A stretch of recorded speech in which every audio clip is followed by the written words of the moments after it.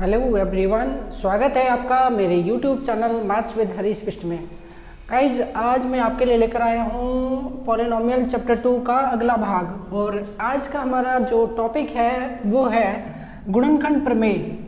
पिछले वीडियो में मैं आपके लिए लेकर आया था शेषफल प्रमेय यानी कि रिमाइंडर थ्योरम, और आज मैं जो लेकर आया हूँ वो है फैक्टर थ्योरम। तो आज हम समझेंगे फैक्टर थ्योरम क्या होती है। ठीक है, तो शुरू करते हैं आज का वीडियो। ओके, फैक्टर थ्योरम क्या कहती है, इसे समझने का प्रयास करें। If px is a polynomial, मतलब px कोई पॉलिनोमियल है, ठीक है, जिसकी डिग्री, इसकी डिग्री मतलब घात कितनी है, ग्रेटर देन और इक्वल टू 1। मतलब उसकी जो डिग्री है, डिग्री समझते हैं ना आप, डिग्री ऑफ पॉलिनोमियल अर्थात बहुपद की घात। ठीक है, तो जो डिग्री है वो या तो एक से बड़ी होनी चाहिए, मतलब एक से बड़ी है, और या एक के बराबर है। ठीक है, और a जो है ना, a कौन सा वाला a बच्चों, देखिए इधर x माइनस ए लिखा है ना, तो इसमें जो a आ रहा है a, और वो जो हमारा a है वो कोई रियल नंबर है।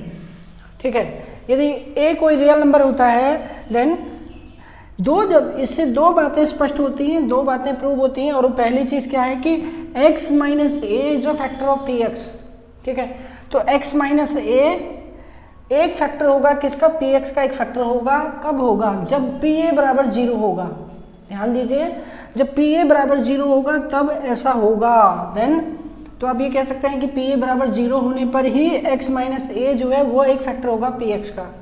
अच्छा, इसको इन्वर्सली कहें, मतलब इसका कन्वर्स क्या होगा, इसका अपोजिट क्या होगा। इसके अपोजिटली हम ये कह सकते हैं कि यदि pa इक्वल 0 है, ठीक है, pa इक्वल 0 है if x minus A is a factor of px।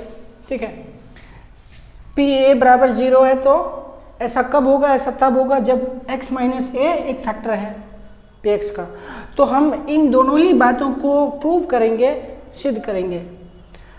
I hope आपको ये समझ आया होगा। तो अब मैं आपको ये सिद्ध करके दिखाता हूँ कि x माइनस ए अगर एक फैक्टर है px का तो ऐसा कब होगा, ऐसा pa बराबर 0 होगा तब होगा। तो इसको प्रूव करके दिखाते हैं। ठीक है, ओके गाइज, अब हम बढ़ते हैं आगे और प्रूफ लेते हैं। ठीक है, हमारा फैक्टर थ्योरम है और इसको अब हमें प्रूव करना है। तो मैंने प्रूफ लिया है। प्रूफ क्या लिया है, लेट pa इक्वल 0। तो पहले भाग में मैंने आपको क्या बताया था, अगर pa बराबर 0 है तो x minus 1 is a factor of px। ठीक है, ओके, तो मैंने क्या लिया, लेट pa इक्वल 0, ये मान लिया कि pa बराबर 0 है। ठीक है, अगर pa बराबर 0 है ऑन डिवाइडिंग बाई px, अगर हम x माइनस ए से px को डिवाइड करते हैं तो हमें qx जो है कोशेंट के रूप में मिलता है। कोशेंट क्या है हमारा, qx है, और हमारा रिमाइंडर क्या है, r है। ठीक है, but by the reminder theorem we know that, ठीक है, रिमाइंडर थ्योरम के अकॉर्डिंग हम ये जानते हैं कि when px is divided by x minus A, मतलब जब हम px को x माइनस ए से डिवाइड करते हैं, भाग करते हैं, तो हमारा रिमाइंडर क्या होता है, तो हमारा रिमाइंडर होता है pa। समझ आया, ओके। तो pa दैट मीन्स हो गया pa इक्वल r, यानी कि pa जो है हमारा रिमाइंडर है। बट बच्चों हमको ये दिया हुआ है कि pa इक्वल, तो हमने 0 लिया है, देन pa इक्वल 0। ठीक है, तो हमें दो चीजें नोट करनी है। तो एक तो हमारे पास क्या निकल कर आया, pa बराबर r है।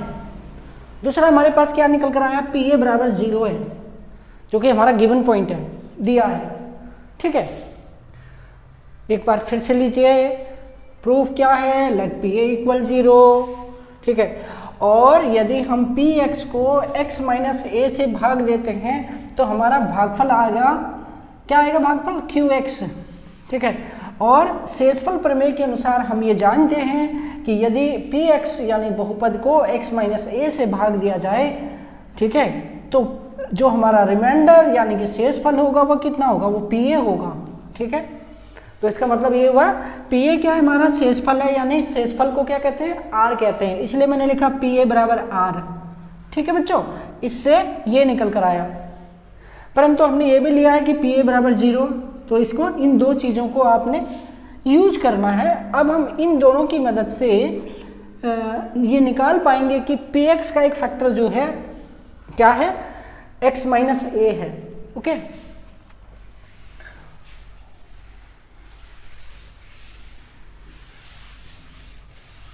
देखिए हम ये जानते हैं कि P X is equal X minus A, जो कि हमारा जी एक्स होता है, इसको हम इस तरह भी ले सकते हैं, जी एक्स मल्टीप्लाई क्यू एक्स और प्लस आर एक्स और आर, ठीक है।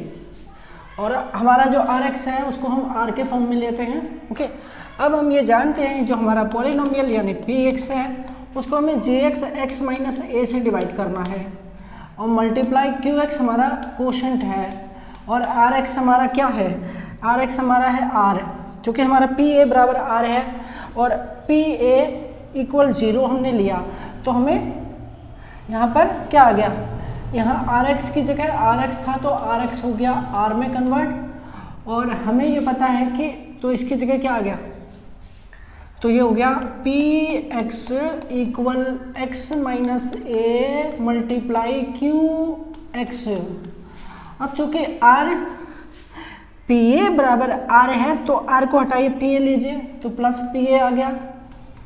Now P A equal 0, P A equal 0 then ले लिया, तो हमें क्या मिला, P X is equal X minus A multiply Q X और प्लस में 0। ओके बच्चों, 0 हमने यूज कर लिया, ये हमने यूज करा।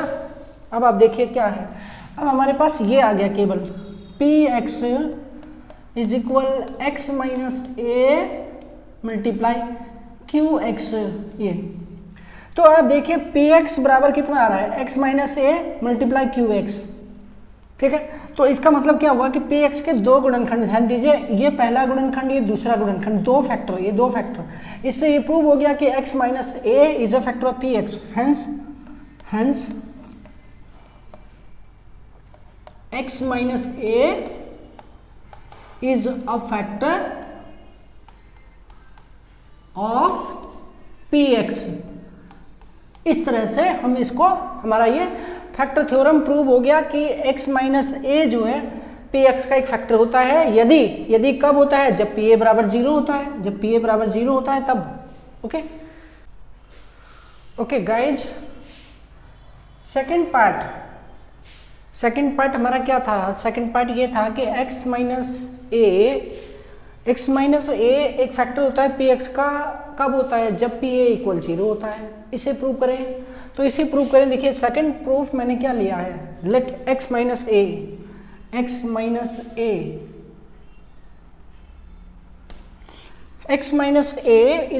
B a factor of P X. अगर x minus A P X का एक फैक्टर होता है तो पी एक्स को डिवाइड करने पर, x माइनस ए से पी एक्स को डिवाइड करने पर क्यू एक्स हमारा कोशेंट होता है, ठीक है। तब पी एक्स बराबर, ठीक है, ध्यान से सुनिए, प्रमाण नंबर 2, माना x minus A P X का एक गुणनखंड है, ठीक है। अगर ये इसका गुणनखंड है तो x माइनस ए से पी एक्स को भाग देने पर हमारा भागफल आएगा क्यू एक्स, यानी कि भागफल, और तब पी एक्स बराबर कितना होगा, तो पी एक्स बराबर होगा x minus A multiply Q x, ठीक है। अब आपको क्या करना है, यहाँ पे पुट करना है x इक्वल ए, ठीक है, और पी ए इक्वल 0 हमें मिलता है। अभी आप देखिए अगर हम यहाँ पर x माइनस ए को रखते हैं तो हमें पी ए बराबर 0 कैसे मिलता है, इसको मैं और क्लियर करना चाहूँगा। ओके,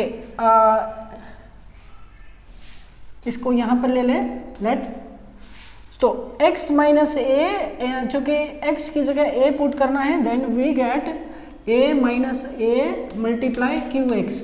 ओके गाइज, अब a में से a माइनस किया तो क्या आया, तो हमारे पास आया 0 मल्टीप्लाई क्यू एक्स, एंड 0 से जब किसी को भी मल्टीप्लाई करते हैं तो 0 मल्टीप्लाई क्यू एक्स इक्वल कितना आया, तो पी ए इक्वल कितना आ गया, क्योंकि हमने यहाँ पर x की जगह a पुट किया तो पी ए हमें कितना मिला, 0 मिला, ठीक है।